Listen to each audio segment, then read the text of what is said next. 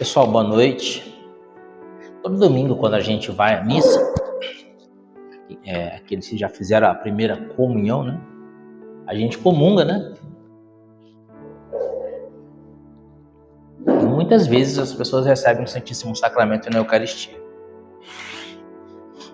E interessante que Jesus vai dizer em João 6, se vocês tiverem a Bíblia, abre comigo rapidinho, João capítulo 6. Olha a palavra de Jesus sobre o Santíssimo Sacramento do altar. João capítulo 6. Deixa eu marcar isso aqui. Salmos.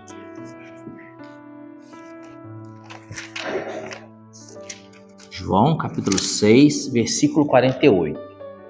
Olha o que o Senhor vai dizer. Eu sou o pão da vida. Vossos pais no deserto comeram o maná e morreram. Este é o pão que desceu do céu, para que não morra todo aquele que dele comer. Eu sou o pão vivo que desceu do céu. Quem comer deste pão viverá eternamente. E o pão que eu hei de dar é minha carne para a salvação do mundo. Então Jesus promete a vida eterna para aquele que receber Jesus na comunhão.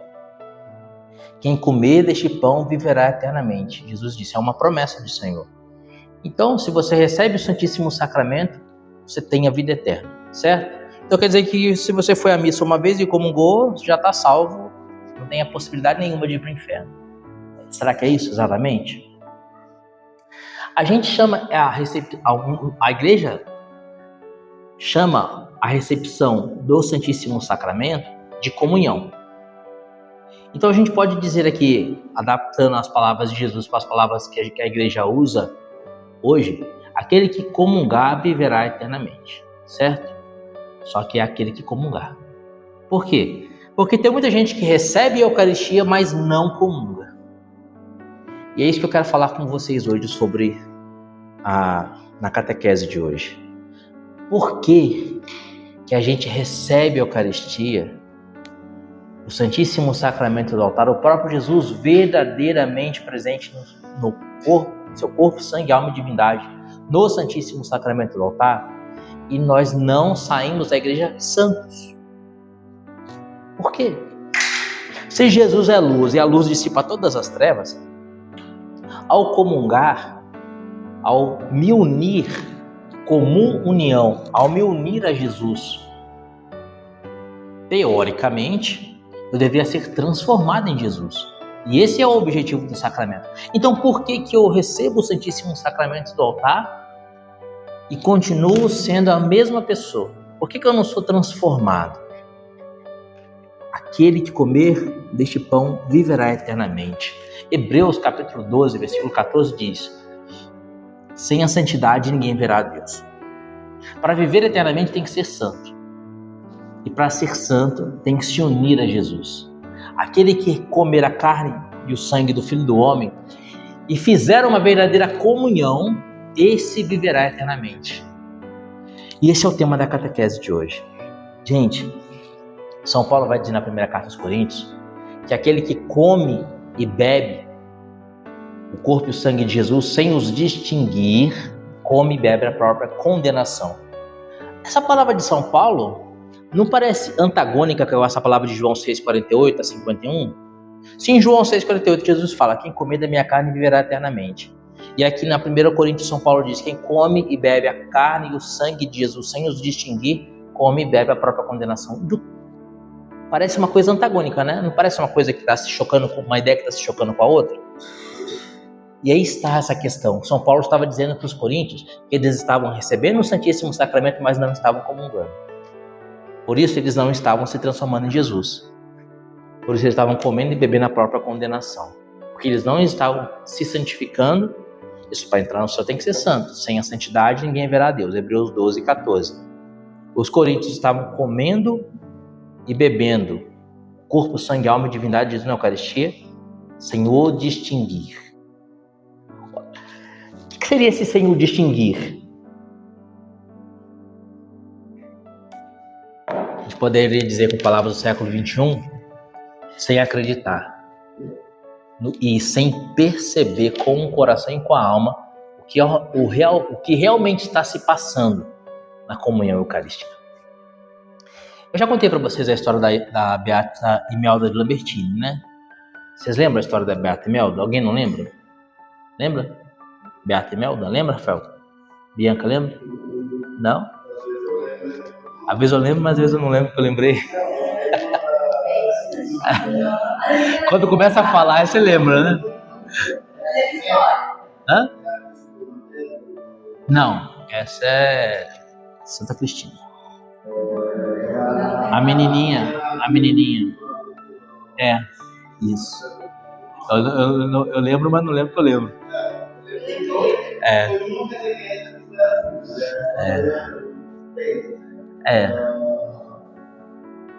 Santa Cristina, Santa Helena, e a Beata Imelda. Você lembrou, Ana, dessa história da Beata Imelda? Ela desejava comungar, que ela era criança, né? E ela ansiava receber Jesus. E aí, o Santíssimo saiu da patena do padre, parou sobre a cabecinha dela assim. Ela tinha 12 anos. Aí o padre entendeu que Deus queria que ela comungasse, né? Porque teve um milagre, né? O padre ministrou para ela a comunhão, ela recebeu Jesus, ficou em oração, rezando, fazendo ação de graças durante muito tempo. Aí a madre achou que, minha filha, já tá bom de rezar, né? Ela falava, né? Como vocês podem comungar e não morrer de amor por Jesus? E de fato, quando ela recebeu essa primeira comunhão, ela fez uma comunhão. E de fato ela fez uma comunhão que durou para sempre. A comunhão dela não acabou até agora. Ela morre e na ação de graças Jesus acolhe a alma dela. Isso que é a comunhão. Então, gente, muitas vezes nós recebemos a Jesus no Santíssimo Sacramento do altar, que é o ponto ápice da nossa fé, e nós não nos unimos a Jesus. Nós não nos unimos a Jesus. Nós precisamos nos unir a Jesus. A igreja é a esposa de Cristo. Já viu essa expressão? A igreja é a esposa de Cristo. Essa expressão de que a igreja é a esposa de Cristo significa que a igreja precisa se unir a Cristo, como o marido se une à esposa. E assim como o marido se une à esposa e no filho eles têm uma só carne, a igreja precisa se unir a Cristo para em Cristo ser uma só coisa. Por isso que nós somos o corpo místico de Cristo. Cristo é a cabeça, a igreja são os membros. Ou seja, precisamos estar unidos a Jesus. Precisamos estar mergulhados em Jesus, transformados em Jesus. E esse é o tema da nossa catequese de hoje. Mas por que eu preciso me unir a Jesus? Eu falei do Santíssimo Sacramento do altar, porque o Santíssimo Sacramento é o meio mais excelente de união a Jesus, né? Porque a gente se une a Jesus literalmente. Carne de Jesus na nossa carne, o sangue de Jesus no nosso sangue, a alma de Jesus na nossa alma, a divindade de Jesus acolhendo a nossa humanidade. Literalmente a gente se funde a Jesus se nós realmente entendemos que estamos recebendo ali o corpo, o sangue, a alma e a divindade de Jesus, tivermos desejo de nos unir a Ele e pedirmos a Ele a graça dessa comum união, dessa comunhão. Mas existem diversos meios de se unir a Jesus, diversos meios. Na vida de oração, na vida meditativa, são diversos meios. E esses meios de união a Jesus, eles são necessários para que na comunhão de fato você se una a Jesus. Então, se você não tiver uma vida que prepara o seu coração para a união com Jesus, você vai receber o Santíssimo Sacramento sem se unir a Ele. É aquele que come e bebe a carne do Filho de Deus, sem os distinguir, come e bebe a própria condenação. Por que São Paulo diz isso? Porque é um sacrilégio você receber o corpo, sangue, alma e divindade de Jesus como se fosse uma bolacha. Tem gente que está na fila eucarística, na procissão eucarística, recebe Jesus, antes de receber Jesus, vai conversando com alguém ou vai cantando o canto, não faz a genuflexão, não faz uma vênia para receber Jesus, recebe Jesus, volta para o banco, senta, fica cantando ou conversando. Se quer conversa, se quer, adora Jesus. Santo Agostinho de Hipona diz assim, que ninguém receba o Senhor no Santíssimo Sacramento sem antes o adorar. Então, e o Código de Direito Canônico diz que a gente precisa, antes de receber Jesus, pelo menos fazer um gesto de adoração. o ideal, o perfeito seria a gente receber Jesus de joelhos diretamente na boca. Mas, infelizmente, nas nossas paróquias não tem sido assim. Então, no mínimo, salário mínimo, uma vênia bem feita para Jesus. Sendo que o ideal, no mínimo, seria uma genuflexão, que é o que eu faço. Então, dobrar os joelhos diante do nome de Jesus, todo joelho se dobra no céu, na terra e nos infernos, de toda a língua que professe, para a glória de Deus Pai, que Jesus Cristo é o Senhor. Filipenses 2. A gente precisa dobrar os joelhos na presença de Deus. Mas a gente só vai fazer isso, só vai adorar a Jesus na Eucaristia, só vai receber Jesus dignamente, só vai se unir a Jesus se nós já estivermos unidos a Jesus antes da missa. A nossa vida precisa ser um meio de união a Jesus. Precisamos nos unir a Deus. E nos unir a Deus é questão de vida ou de morte. Lembra que o salário do pecado é morte, Romanos 6:23? E por que a gente peca? Porque falta união com Jesus. Santa Teresa d'Ávila escreveu um livro chamado Castelo Interior. Esse livro, Santa Teresa d'Ávila, apresenta essa realidade mística da união da alma com Deus em 7 moradas, né? Ela diz que a alma que está em pecado mortal está fora do castelo, nem está longe de Deus, é inimiga de Deus. Quando a alma abandona o pecado mortal, ela entra na primeira morada do castelo. E aí, essa alma precisa crescer na vida espiritual, dando passos de gigante até chegar à 7ª morada. A 7ª morada é uma morada em que há uma união total da alma com Deus. Uma união total. Alguns santos alcançaram a 7ª morada, nem todos. Existem muitos santos que eram santos, mas que não eram santos de 7ª morada. Mas o santo de 7ª morada é aquele santo que vive o céu na terra, né? Como São Pio de Pietrelcina, que via os anjos, via a Santíssima Virgem, via Jesus. Como Santa Faustina Kowalska, que Jesus visitava com ela, Jesus conversava com Santa Faustina em colóquios. Eu estava lendo o Diário de Santa Faustina, eu leio todo dia o Diário de Santa Faustina às 15 horas, né? Então, às 15 horas eu leio um trecho do Diário de Santa Faustina e rezo o texto da misericórdia. E ontem, lendo o Diário de Santa Faustina, no horário do texto da misericórdia, às 15 horas, Santa Faustina estava comentando no diário que uma religiosa chegou para ela e falou assim: por que você se ilude achando que Jesus aparece para você? Como Jesus poderia aparecer para você sendo você tão imperfeita, tão miserável? A expressão que a religiosa usou, tão miserável. E aí Santa Faustina ouve aquilo e vai falar com Jesus, né? E Jesus aparece para ela e fala assim: não tenha medo, Faustina. Eu falo com você, com colóquios, exatamente porque me agrada a sua humildade. Ou seja, Jesus conversava com ela, Jesus aparecia para ela e conversava com ela familiarmente. A humildade de Santa Faustina agradava a ele e a pequenez dela atraía ele. Isso é uma santa de 7ª morada. Mas só chegaremos à 7ª morada se avançarmos para a 2ª, para a 3ª, para a 4ª, para a 5ª, para a 6ª morada. Esse é o processo de união com Deus. Então é uma questão de salvação. Sem a santidade ninguém verá a Deus. Hebreus 12:14. É questão de vida ou de morte. De vida eterna ou de morte eterna. Abre comigo a sua Bíblia em João capítulo 15, versículo 1. Jesus diz assim, João 15, versículo 1. Eu sou a videira verdadeira e o meu Pai é o agricultor. Todo ramo que não der fruto em mim, ele o cortará. Ou seja, todo ramo que não estiver unido à videira e dando os frutos da videira, o Pai o cortará. E podará todo o que der fruto, para que produza mais fruto. A cruz, o mistério da cruz. Então o ramo precisa estar unido à videira, receber a seiva da videira e dar os frutos da videira. Vós já estáis puros pela palavra que vos tenho anunciado. Permanecei em mim e eu permanecerei em vós. O ramo não pode dar fruto por si mesmo, se não permanecer na videira. Olha o que Jesus está falando da união. Vocês precisam estar unidos a mim. Se vocês não estiverem unidos a mim, vocês não alcançarão a vida eterna. Vocês não alcançarão o céu. Vocês não darão frutos de santidade. O ramo não pode dar fruto por si mesmo se não permanecer na videira. Assim também vós não podeis tampouco dar fruto se não permanecerdes em mim.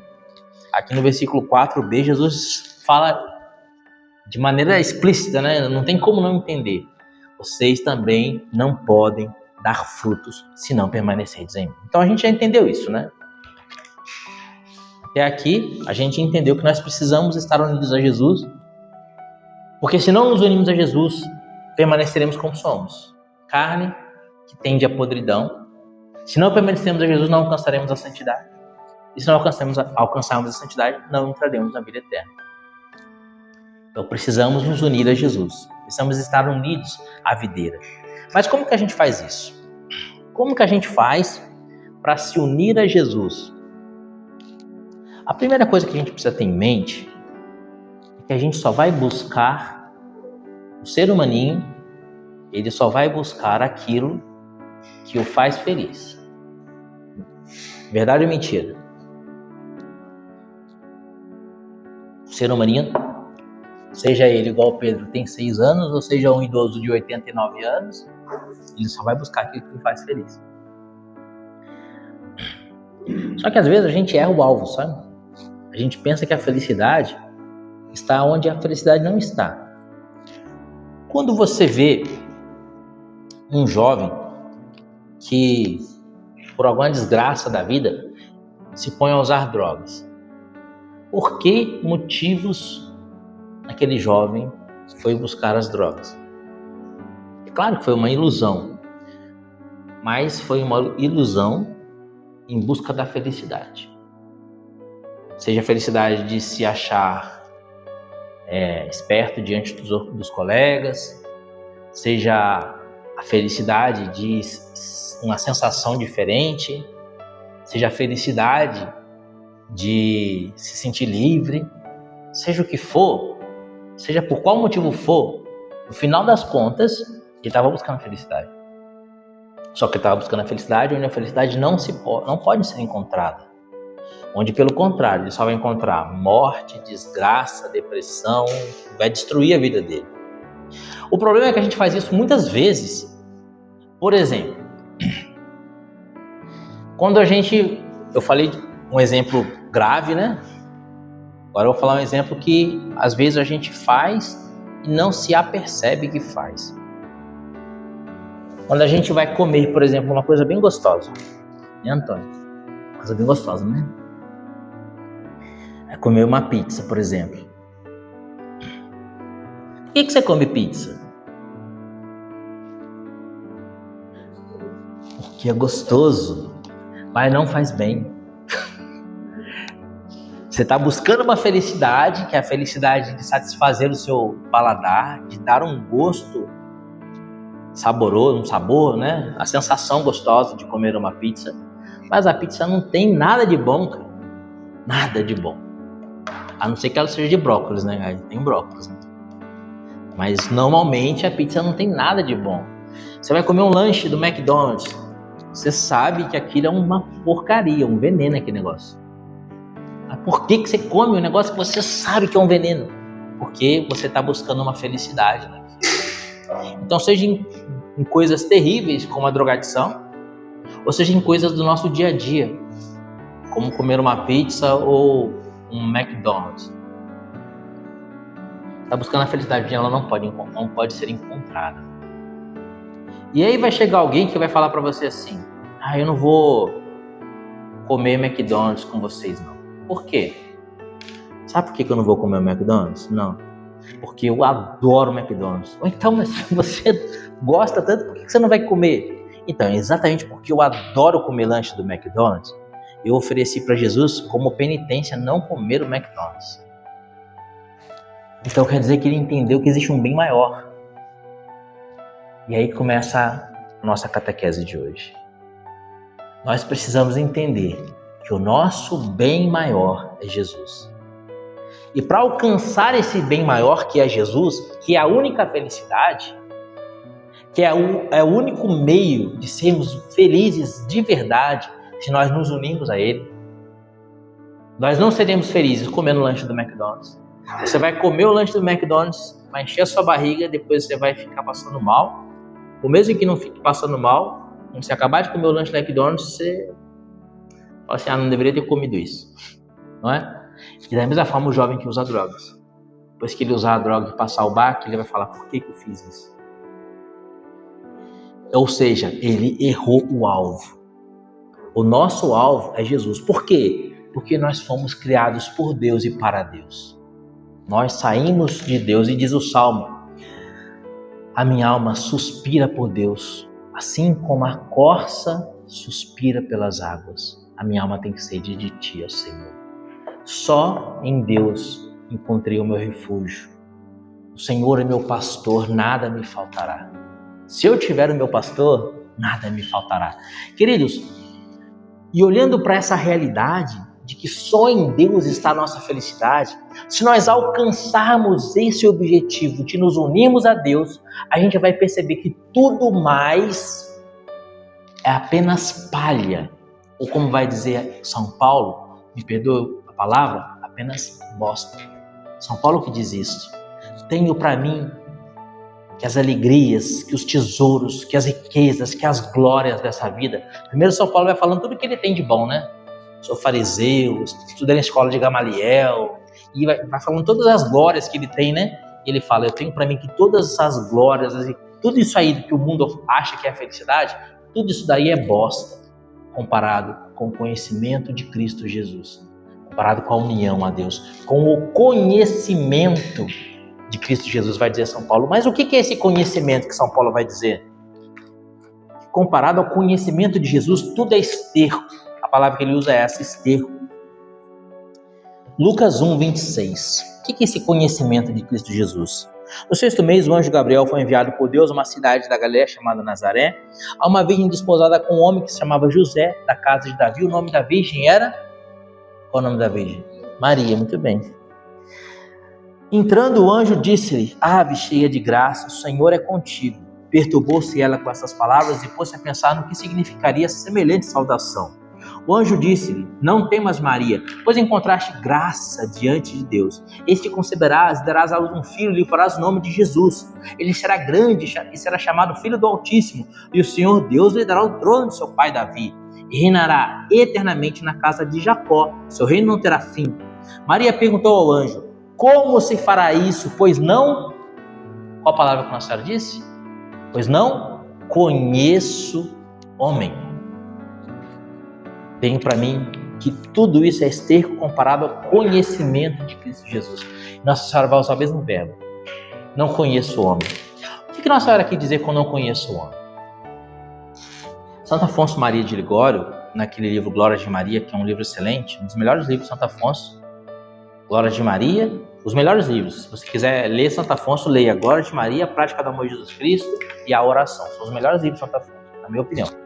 Mas no Glórias de Maria, Santo Afonso diz que Nossa Senhora, ainda criança, havia oferecido a Deus a sua virgindade perpétua.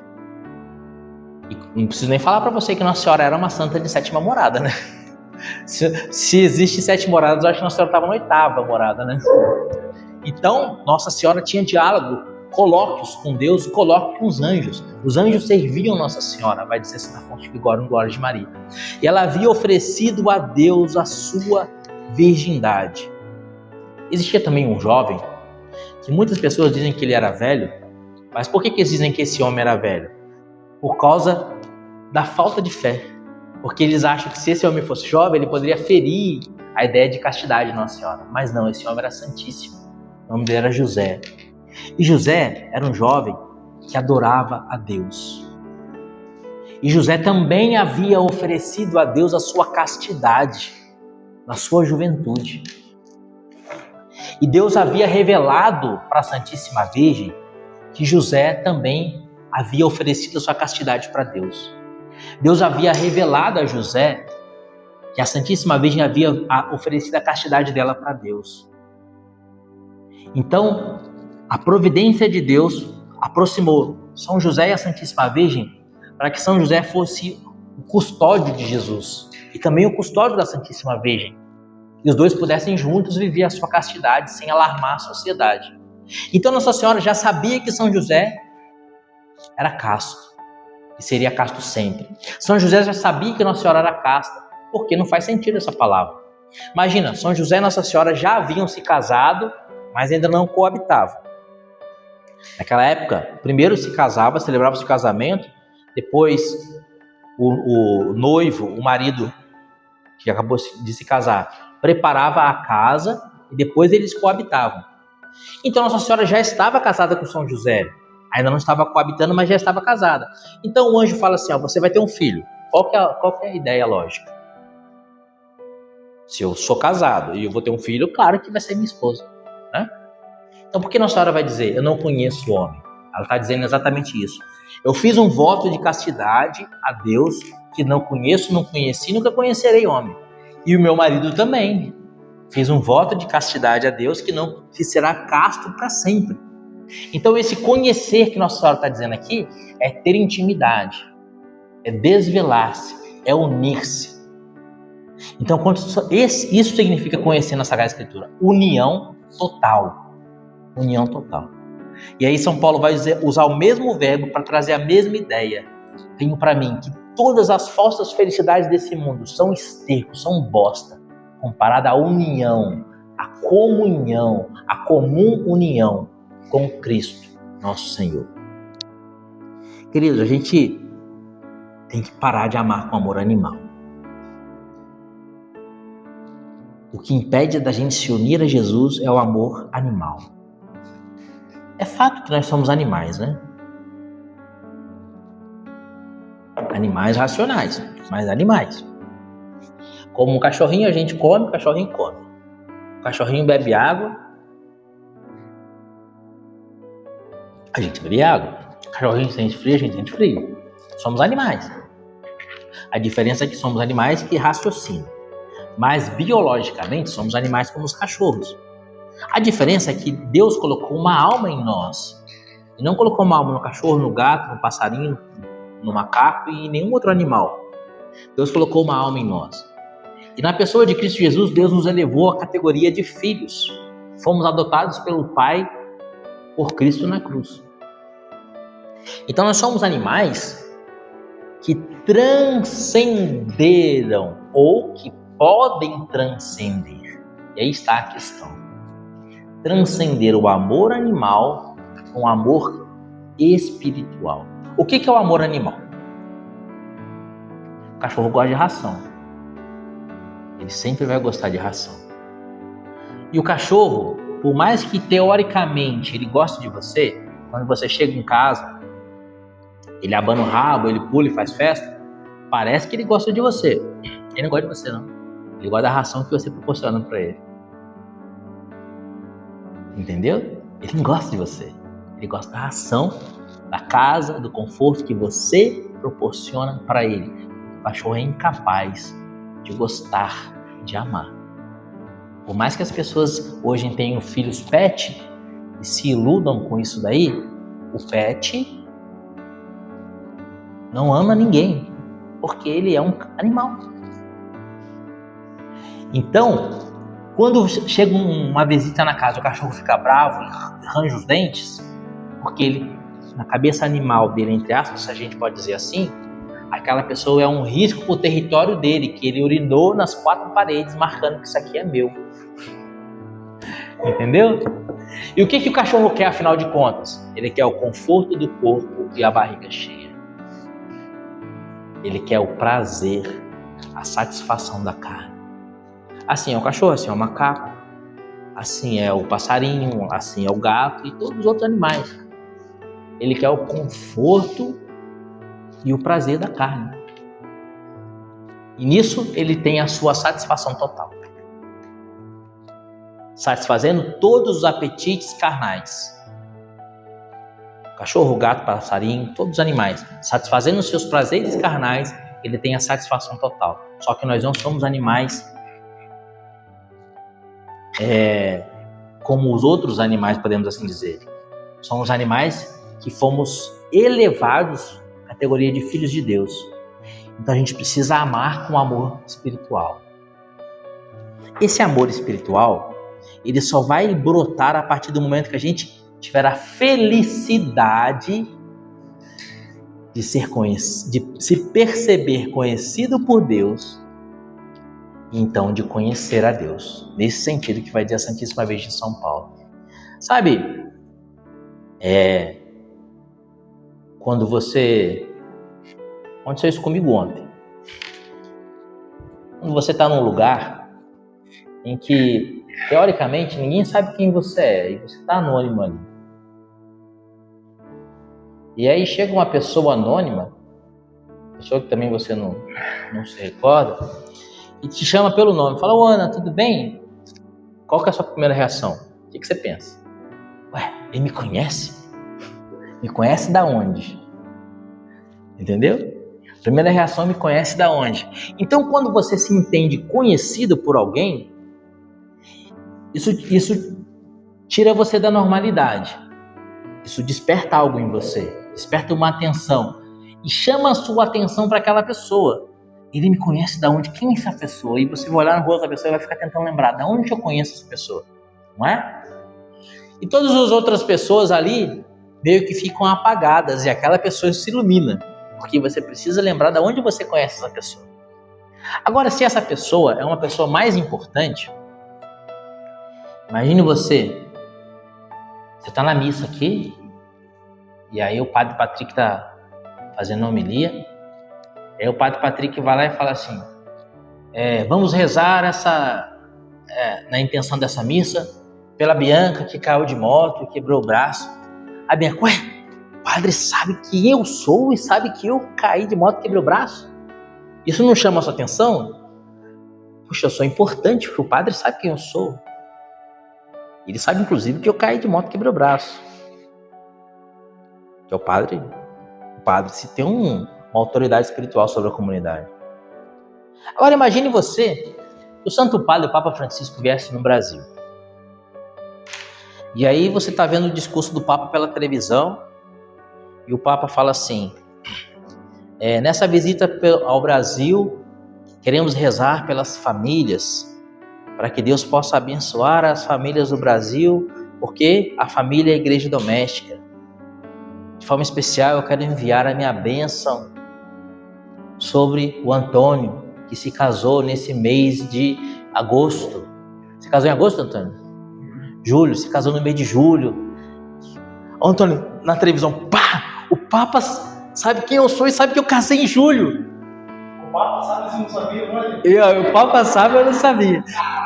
Isso não ia ser algo que, putz, o Papa sabe. Todo mundo ia ligar para o Antônio: Antônio, como que o Papa sabe quem você é? Que isso ia virar um alvoroço, não ia? Porque é o Papa. Mas quando você se percebe conhecido por Deus, quando você percebe que Deus te conhece, isso é uma experiência que nunca mais vai permitir que a sua vida seja a mesma. Essa é uma experiência que eu vivi. Eu tinha 21 anos, estava num retiro de jovens. Só que eu estava naquele retiro porque eu namorava uma menina que ela era muito parecida com Nossa Senhora, fisicamente, né? E aí o que acontece? Ela parecia com Nossa Senhora de Lourdes. E aí ela trabalhava numa escola, e ela trabalhava com informática nessa escola. E nessa escola que ela trabalhava, tinha um rapaz que era o organizador do retiro. E ele precisava fazer um teatro em que Nossa Senhora aparecia, da aparição de Lourdes, tal, Nossa Senhora aparecia. E ele falou assim: nossa, você é a cara de Nossa Senhora de Lourdes. Você não quer ir lá no retiro fazer um teatrinho e fazer a aparição de Nossa Senhora? Ela falou assim: quero. Aí ela chegou e falou assim: sábado agora, a gente não vai dar pra gente namorar, não. E por quê? Porque sábado agora eu vou fazer um teatro de Nossa Senhora de Lourdes no retiro. Você não quer ir no retiro, não? Aí eu falei: não sei, como que é esse negócio? Você vai lá e começa de manhã, começa sexta-feira à noite, rezando, aí depois reza sábado, depois reza domingo, e depois domingo à noite vai embora. Eu falei: não vou nesse negócio não, cara. Não vou não. Não vou. Não conheço ninguém lá, não sei quem é ninguém e tal, né? Não vou não. Aí beleza, ela também não insistiu pra eu ir, né? Mas aquilo ficou no meu coração Eu não sei como é que é hoje, mas antigamente você namorava quarta-feira, sábado e domingo, né? E domingo tinha que sentar no sofá, pegar na mão e assistir o Fantástico, do lado do sogro. Era assim que era namorava antigamente, né? Quarta, sábado e domingo. Só isso. E quartas vezes, né? Isso foi numa quarta-feira. Aí aquilo ficou no coração. Na quinta-feira eu fiquei pensando nesse negócio de retiro. Na sexta, aí falei, não, eu vou nesse retiro aí. Aí o retiro era na sexta-feira, só que era em outra cidade. Eu tinha que pegar tinha um ônibus tipo de excursão, o retiro era num sítio. E aí eu falei, eu vou. Aí ela fez contato com um rapaz que era o organizador do retiro e deu certo de eu ir. Aí fui lá, encontrei com o pessoal que ia pro retiro no ônibus, entramos no ônibus, não conhecia quase ninguém e tal, fiquei meio assim, sem contexto, né? Aí de repente eu vi lá atrás no ônibus um colega que tinha estudado comigo. E aí já comecei a puxar papo com ele e tal, daqui 5 minutos eu tava conhecendo todo mundo no ônibus, né, e tal. Chegou no retiro, eu já conhecia todo mundo. Aí foi o retiro na sexta-feira, tal, os momentos de oração, pregação, e chegou sábado de manhã. No sábado de manhã, não sei se vocês já participaram de retiros da Renovação Carismática Católica, no sábado de manhã teve um momento de oração. E no momento de oração, as pessoas começaram a rezar, tal, fluiu uma oração em línguas, teve a oração em línguas, depois da oração em línguas teve um silêncio, e as pessoas começaram a profetizar.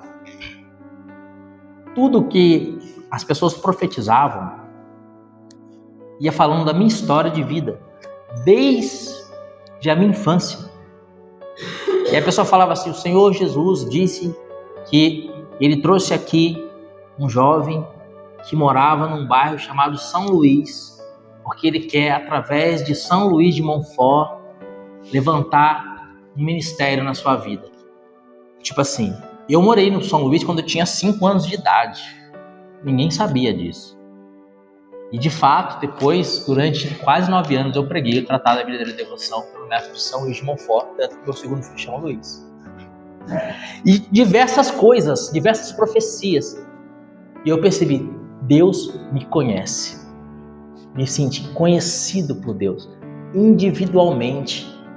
E assim, todas aquelas profecias que aconteceram, umas 5 ou 6 profecias, todas eram para mim. Nunca mais a minha vida foi a mesma, porque eu percebi que Deus me conhece. E percebendo que Deus me conhece, a partir de então eu percebi que eu precisava conhecer a Deus. Conhecer a Deus. Ao longo desses 23 anos, depois desse fato, estou com 44 anos hoje, eu tinha 21, então já se passaram 23 anos. Em média, eu li um livro a cada 2 meses. De vida de santos, de teologia, de exegese e assim por diante. Um livro a cada 2 meses, em média. Às vezes o livro é menor, tem 100 e poucas páginas, a gente lê rapidinho, às vezes o livro tem 500 páginas, demora um pouco mais. Mas por quê? Por causa dessa... Deus me conhece, eu quero conhecê-lo também. Esse desejo de se unir a Deus. Porque você entende a felicidade que está de ser conhecido por Deus, muito superior à felicidade do Papa Francisco na televisão falar assim, uma bênção apostólica para o Antônio que se casou em julho. É muito mais. É uma felicidade inexplicável. É algo que penetra no fundo da sua alma e ecoa no fundo da sua alma de uma maneira que nunca mais cessa de ecoar.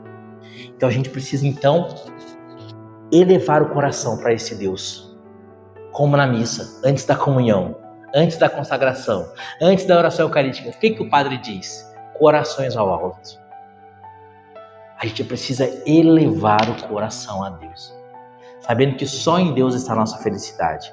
E aí, através da vida de oração, através do encontro com Deus, mergulhar em Deus. Um exemplo muito legal dessa união com Deus, através do conhecimento, é o exemplo do ferro. Vocês já viram uma barra de ferro, claro, né? A barra de ferro, ela é dura, né? Ela é fria e ela não é nada maleável, certo? Não é fácil mais moldar uma barra de ferro. Ela não é maleável, ela é fria e extremamente dura, certo? Mas se a barra de ferro se lança no fogo, ela que é fria, dura, maleável e fosca, porque a barra de ferro não brilha, ela não emite luz, ela é fosca. Se você deixar a barra de ferro no escuro, vai permanecer escuro. Ela se torna quente. De fria, o primeiro passo, ela se torna quente. Depois que ela se torna quente, ela se torna maleável. Depois que ela se torna maleável, ela se torna luminosa. Depois que ela se torna luminosa, ela deixa de ser, como eu vou dizer, fixa, dura, rígida e se torna até mesmo líquida. De tal forma que você olha para aquela barra de ferro mergulhada no fogo e você percebe que a barra de ferro deixou de, entre aspas, de ser barra de ferro e se tornou fogo como fogo. É claro que a barra de ferro nunca vai ser fogo, mas ela se moldou ao fogo. Isso é a santidade. Olha o que vai dizer o Salmo 82, versículo 6. Salmo 81, versículo 6 na Bíblia da Ave Maria. Ele diz assim, ó.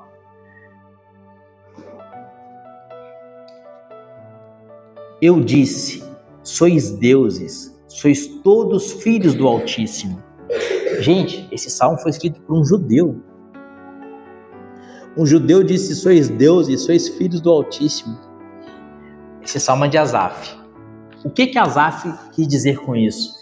Vocês serão transformados em Deus, filhos do Altíssimo. Filhos do Altíssimo no sentido de com o mesmo DNA, parecidos com Deus, como a barra de ferro se tornou parecida com o fogo. Isso é a santidade. A santidade é a gente se tornar parecido com Deus, moldado a Deus, derretido em Deus. Isso só vai se dar no contato, na intimidade, na união com Deus. Isso só vai se dar quando a barra de ferro for mergulhada no fogo. Por isso, nessa catequese de hoje, a gente começa hoje a falar sobre a vida de oração. A vida de oração vai ser o nosso tema durante as próximas catequeses.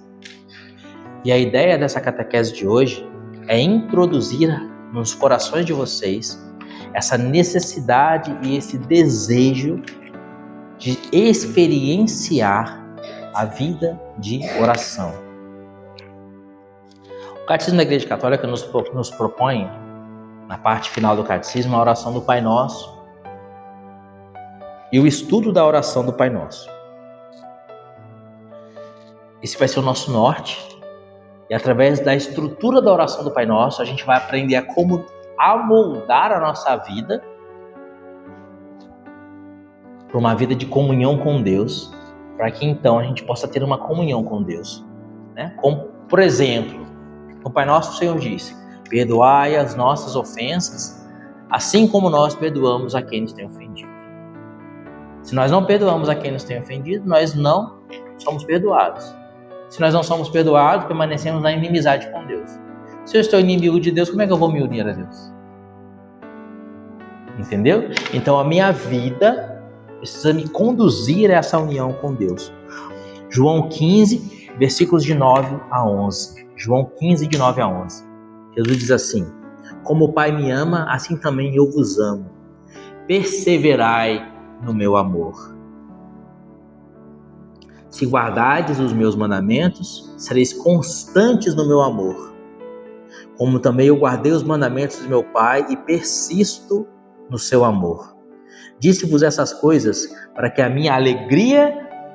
Lembra que eu falei que nosso desejo é sempre buscar a felicidade? Que às vezes a gente erra o alvo? É que Jesus já fala. Disse-vos essas coisas para que a minha alegria, a minha felicidade esteja em vós. E a vossa alegria seja completa. Lindo esse versículo, né? Disse-vos essas coisas. Você que está buscando a felicidade onde a felicidade não se pode encontrar. Você que ainda tem buscado a felicidade como um animalzinho, tentando satisfazer a carne. Disse-vos essas coisas para que a minha alegria esteja em vós e a vossa alegria seja completa. Gente, a felicidade tem um nome. A felicidade se chama Jesus de Nazaré. Essa é a felicidade. E a nossa meta de vida precisa ser nos unirmos a Ele. Nos unirmos a Ele. Nas próximas catequeses, então, a gente vai ver o que nos afasta dessa união e o que nos leva a essa união. E vivendo aquilo que nos leva a essa união, como, por exemplo, o perdão, que eu acabei de falar, né? Perdão. Vivendo aquilo que nos leva a essa união, amoldando a nossa vida a esse conhecimento e essa união com Jesus, esse contato íntimo com Jesus de vida, então, no momento mais sublime, na liturgia, quando Ele vier a nós sobre as espécies do pão e do vinho, nós poderemos verdadeiramente comungar. Nos unir a Jesus e permitir que Jesus nos transforme nele. Glória ao Pai, ao Filho e ao Espírito Santo, como era no princípio, agora e sempre, e por todos os séculos dos séculos. Amém. Nossa Senhora de Lourdes, rogai por nós. Em nome do Pai, do Filho e do Espírito Santo. Amém.